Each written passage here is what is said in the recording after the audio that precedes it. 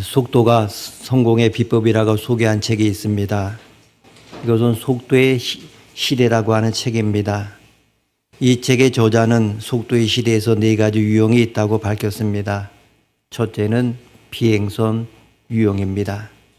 하늘에 비행선이 떠 있어서 천천히 움직입니다. 그러나 이 비행선처럼 느리게 세상을 살아갈 수 없다고 합니다. 두 번째는 풍선 유형이 있습니다. 분명히 공중에 떠 있는데 어디로 가는지 모릅니다. 스스로 혼자서 즐기면서 가는 것이 풍선 유형입니다. 이 시대를 살아가는 데는 부적합합니다. 세 번째는 로켓 유형입니다. 이것은 엄청난 속도를 자랑합니다. 그런데 문제는 방향을 조절할 수 없고 지혜할 수 없어서 이 시대를 살아감에 있어서 부적합하다고 합니다. 네 번째는 제트기 유형입니다. 제트기 유형은 로켓 유형이 가지고 있는 속도를 가지고 있고 통제와 방향을 조절할 수 있다고 말하면서 이 시대에는 이 제트기 유형의 사람들이 성공하는 시대라고 합니다. 속도가 빠른 사람이 성공한다 이렇게 이야기하고 있습니다. 그러나 또한 하도 빨리 이 세상이 변해가니까 한편으로 우리의 모습은 좀 어디 가서 아니면 정말 멍 때리는 그러한 시간을 가졌으면 하는 그러한 생각도 많이 하고 멍 때리는 그러한 대회도 하는 것을 우리는 봅니다.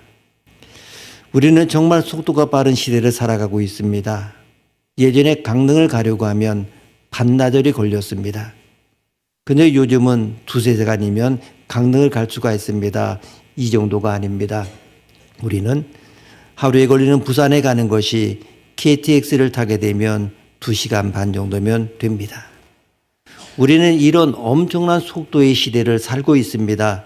이런 물리적인 개념을 떠나서 속도는 정보나 지식의 습득에서도 더 빠릅니다.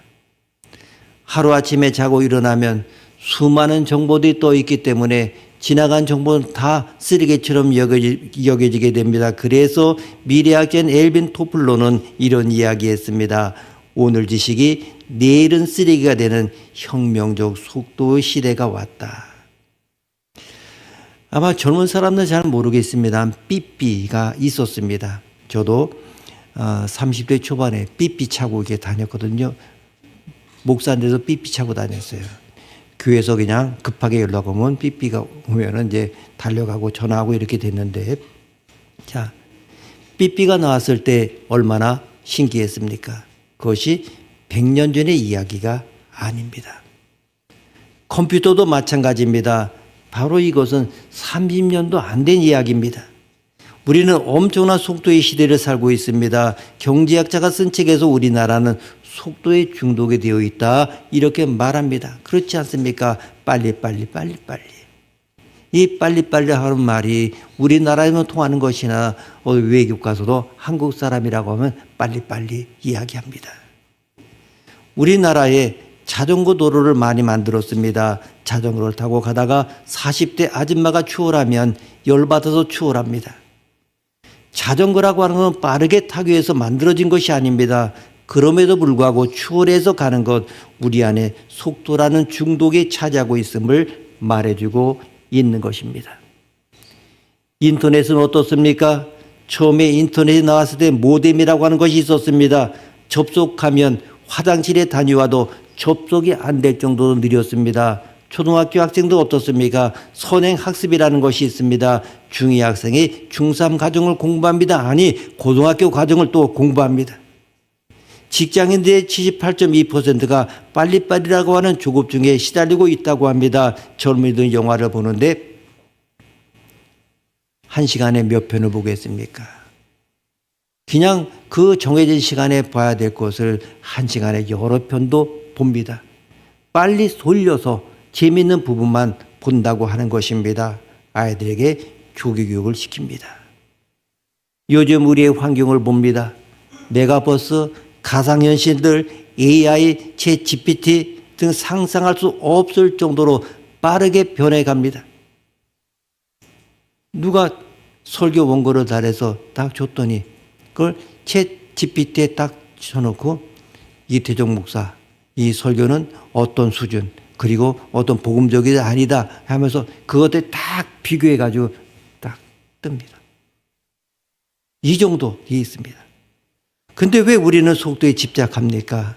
그것은 속도가 좋은 것이고 행복한 것이라고 믿기 때문입니다. 오늘 성경 본문에 한 사람을 만납니다. 모세라고 하는 인물입니다. 모세는 가장 빠르게 출세한 사람입니다. 모세는 크게 세 단계로 교육을 받았습니다. 가장 최초로 교육은 어머니 젖을 빨면서 배운 어렸을 때의 신앙 교육입니다. 이 교육은 모세가 젖을 떼자마자 끝났습니다. 어쩔 수 없이 부모가 모세를 버리게 됩니다. 그때 바로의 딸이 모세를 건져내서 궁중 생활을 하게 되고 고속 승진을 하게 됩니다. 왕의 손자처럼 자신만만하게 자랐습니다. 당시 애굽은 세계에서 학문이 최고로 발달한 곳이었습니다. 모세는 공주의 아들로서 애굽의 고등교육을 받았습니다. 그러나 성경은 그가 받은 학교 교육에 대하여 별로 중요하게 다루고 있지 않습니다. 그러나 하나님 나라에서 가장 중요하게 생각하는 것은 그 사람이 최초로 받은 신앙 교육입니다. 이것이 바로 근본입니다. 그는 엄청난 속도로 한 번 실패도 없이 성공적인 삶을 살았습니다. 40세가 된 어느 날 우연찮게 밖으로 나갔습니다. 그런데 보니까 자기의 민족인 히브리 민족이 애굽 사람에게 핍박을 받고 있습니다. 욱합니다. 그래서 그가 애굽 사람을 돌로 쳐 죽였습니다. 그 시체를 모래 속에 숨겨 놓았습니다. 다음 날 히브리 사람끼리 또 싸우고 있는 것입니다. 화가 났습니다. 애굽 사람과 싸우기도 벅찬데 왜 같은 민족끼리 싸우냐고 했습니다. 그러자 히브리 사람이 무슨 참견이냐, 어제는 애굽 사람을 죽이더니 오늘은 나를 죽이려느냐 하는 것이었습니다. 모세는 깜짝 놀랐습니다. 들통났구나 하는 생각에 도망갔습니다. 열심히 가다가 미디안 한 우물가에 앉았습니다. 그는 인생에서 단 한 번도 실패하지 않았습니다. 엄청난 속도로 엄청난 성공을 이룬 사람입니다. 그런데 그가 한순간에 도망자가 되었습니다. 살인자가 되었습니다. 그리고 우물가에 앉아 고민하고 있는 것입니다. 그는 열심히 달려왔지만 어디로 달려가고 있는지 한 번도 묻지 않았던 것입니다. 모세가 받은 세 번째 교육은 미디안 광야로 도망가서 받은 40년간의 하나님의 훈련입니다. 그것은 아무것도 없는 빈들에서 하나님을 기다리는 훈련이었습니다. 모세는 무려 40년간이나 이 광야에서 방황하면서 기다렸습니다. 미디안 광야에는 사람이 없었습니다. 너무나도 적막하고 외로운 것이었습니다. 모세는 지금까지 사람들에게 애워싸여 지냈습니다. 공주의 아들이니까 장사도 잠시도 그를 혼자 내버리지 않았습니다. 그러는 가운데 그에는 자신에 대한 잘못된 이해가 쌓이게 되었습니다. 즉 자신에 대한 신화가 생기게 된 것입니다. 모세는 아무도 없는 이 광야에서 하나님 앞에서 자신의 모습을 적나라하게 생각할 수 있는 시간을 가지게 되었습니다. 그리고 거기서 모세는 철저하게 자신이 보잘것없는 존재라고 하는 사실을 발견하게 되었습니다. 사실 무의미하게 생각되는 이 40년이 모세에게서는 너무나 중요한 훈련 기간이었습니다.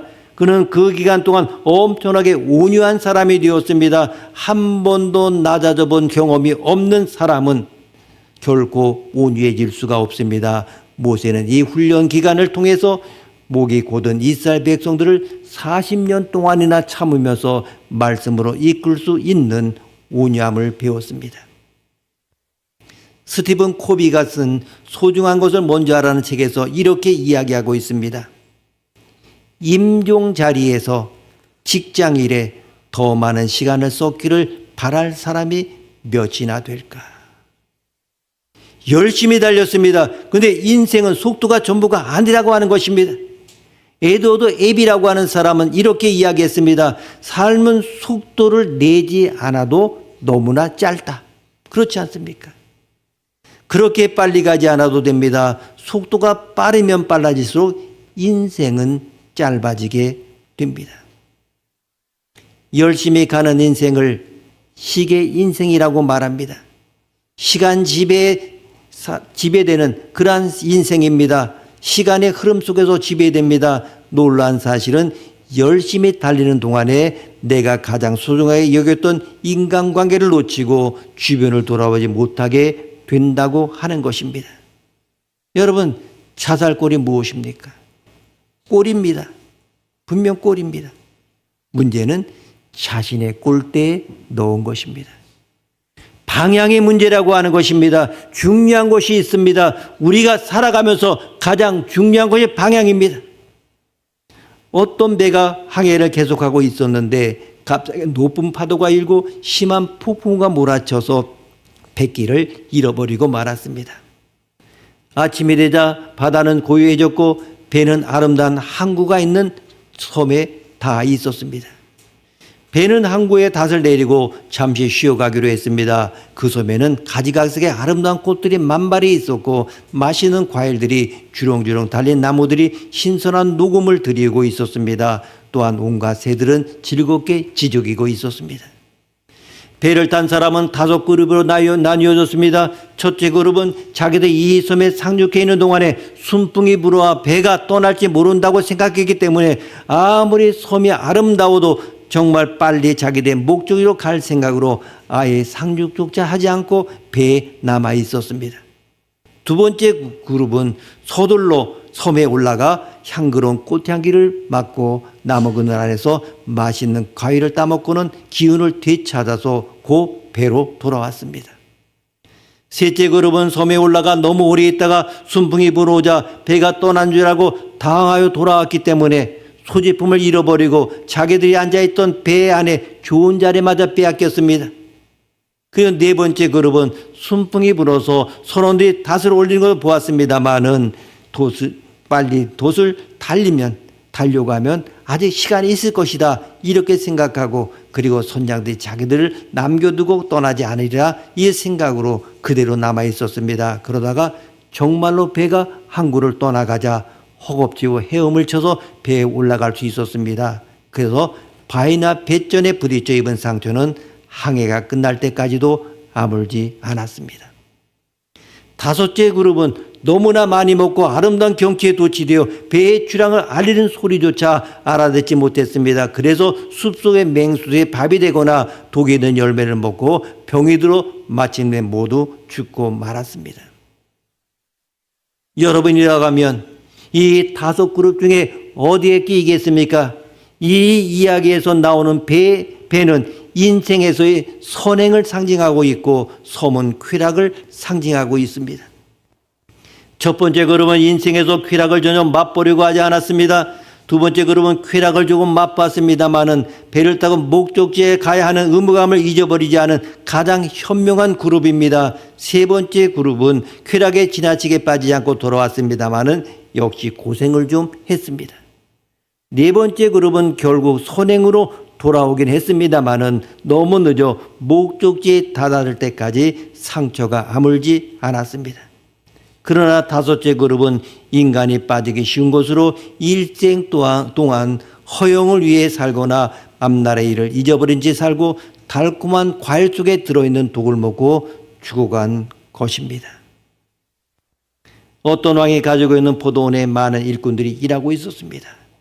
그 중에서 한 일꾼은 비상한 능력을 가지고 있어서 다른 일꾼들보다도 유난히 뛰어났습니다. 어느 날 왕이 포도원을 찾아와서 이 뛰어난 능력을 가진 일꾼과 함께 포도원 안을 산책을 했습니다. 유대인의 관례대로 일한 대가는 동전으로 매일매일 지불이 되었습니다. 그날의 하루일이 다 끝나자 이제 일꾼들은 돈을 받아가려고 차례로 줄을 섰습니다. 일꾼은 모두 같은 임금을 받고 있었는데 능력이 뛰어난 그 일꾼도 같은 금액의 돈을 받자 다른 일꾼들은 왕에게 항의했습니다.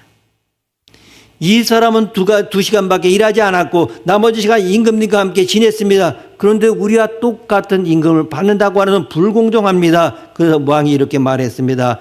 이 사람은 2시간 동안에 너희들이 하루 종일 걸려서 할 일 얼마나 많은 업적을 일을 했는지 아느냐. 2시간 동안에 하루를 다 했다고 하는 것입니다.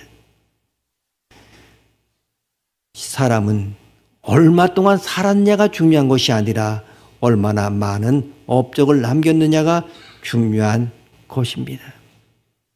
시계 인생이라고 하는 것은 열심히 하는 것 같습니다마는 어디서 하고 있는지 모릅니다. 일생의 말년에 나는 최선 다했다, 열심히 살았다고 하는 말이 다 용서되어지는 것은 아닙니다. 일하는 사람들에겐 네 가지 유형이 있다고 말합니다. 똑개와 똑부와 멍개와 멍부가 있다고 합니다. 이 똑개는 똑똑하지만 게으른 사람입니다. 똑부는 똑똑하면서 부지런한 사람입니다. 멍개는 멍청하면서 게으른 사람입니다. 멍부는 멍청하지만 부지런한 사람입니다. 이 네 가지 유형 가운데 가장 문제가 되는 사람은 어떤 사람입니까?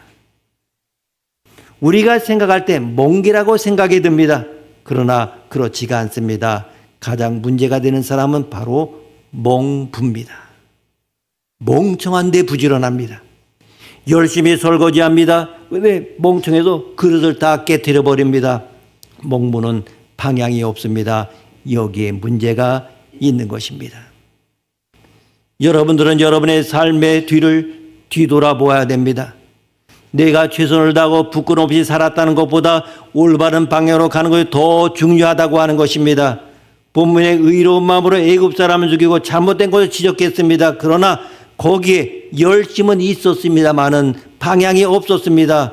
무엇에는 잠깐의 즐거움보다도 그리스도를 위한 고난을 더 원했습니다. 예수님께서는 자기 보물이 있는 곳에 자기 마음이 있다고 하셨습니다. 누가 그렇게 많은 부귀와 영화를 포기하면서 하나님의 백성 편에 속하기를 원하겠습니까?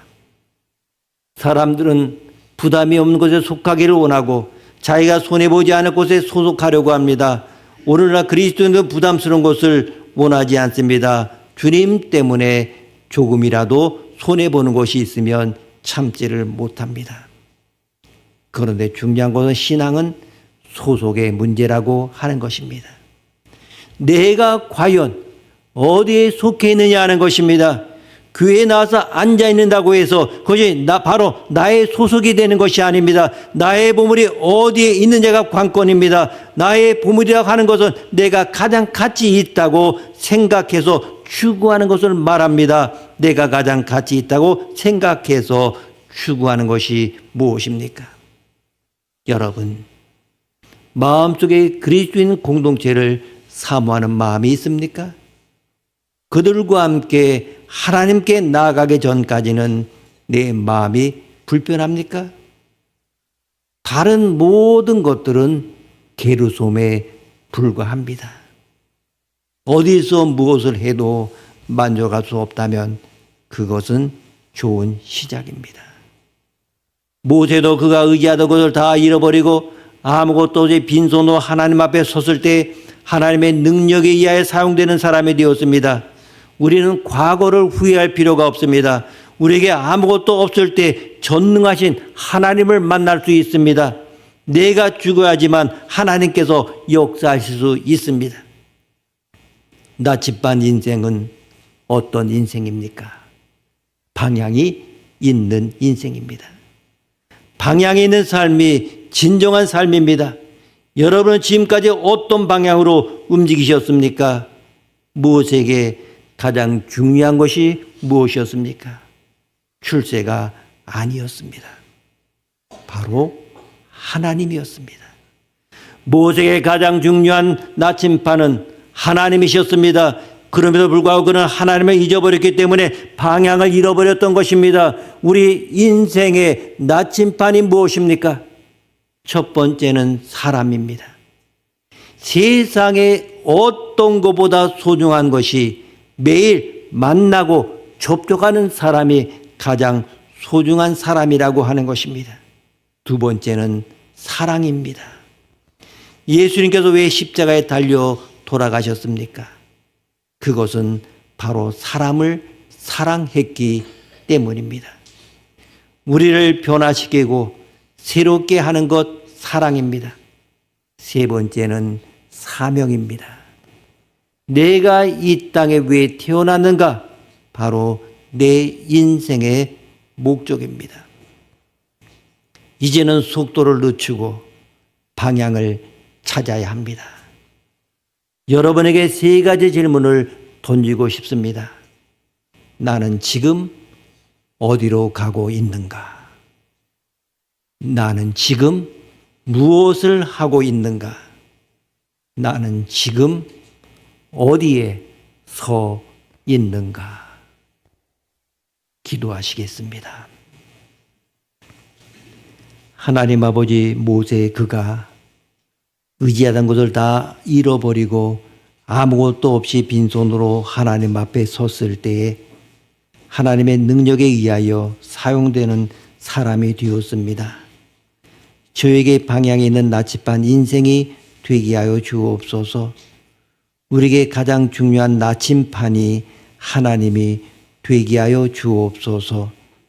존귀하신 예수 그리스도의 이름으로 기도드립니다. 아멘.